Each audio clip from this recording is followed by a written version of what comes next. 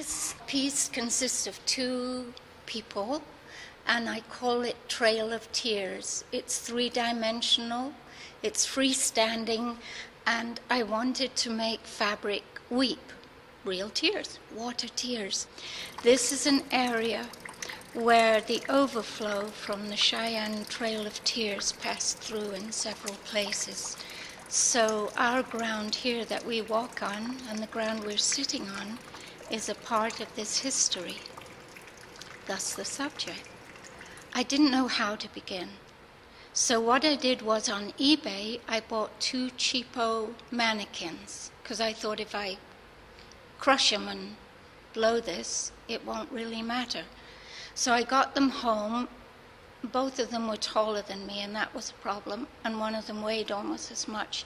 So I got my husband's skill saw when he was at work, and I chopped them into bits so I could angle them and bend them. Now they were covered, after I took their skin off, with a kind of a foam rubber that seemed impervious to water. So with Ace Bandages, every sculptor listening to this is cringing. With Ace Bandages, I plumbed them with hose that I use on our fish pond.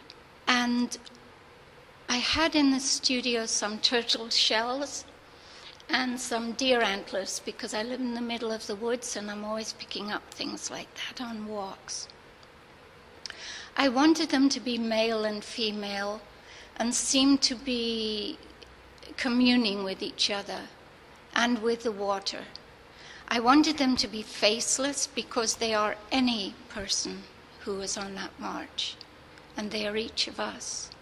I wanted them to look not quite alive, not quite dead, a combination, if you can believe it, between mummy, animal, and spirit. The man is bending over. He weeps through his antlers and through his turtle shell mask.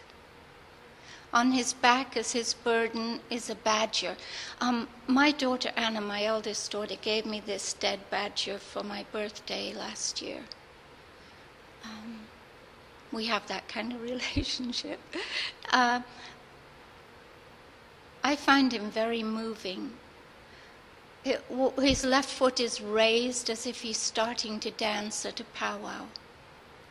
The woman is kneeling down almost as if she stumbled.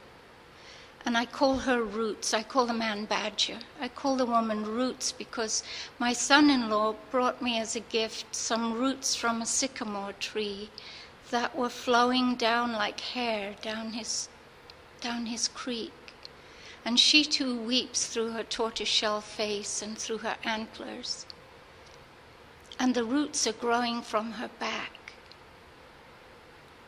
I wanted to dress her in something that really meant something to me, so I used the skirt and the blouse that I use in our teepee for worship, and some moccasins I had made myself.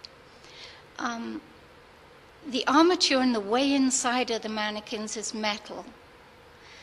Then comes the foam that I told you about, and where I cut them apart, and I used Gorilla Glue to put them back together, and then I also filled in any holes in them that made them look like they had warts all over with that stuff that you get at Home Depot. It's called something like Cool Stuff, and it's a foam, and you spray it for insulation, and then it swells up, and you can carve it to the shape you want. To make them waterproof, I used a fairly new product, certainly new to me, called Paverpol, P-A-V-E-R-P-O-L. And you paint it on. You can get it in a see-through, translucent, which I used, or you can get it in different colors. It's fabulous stuff. I highly recommend it. It's messy, but it's effective.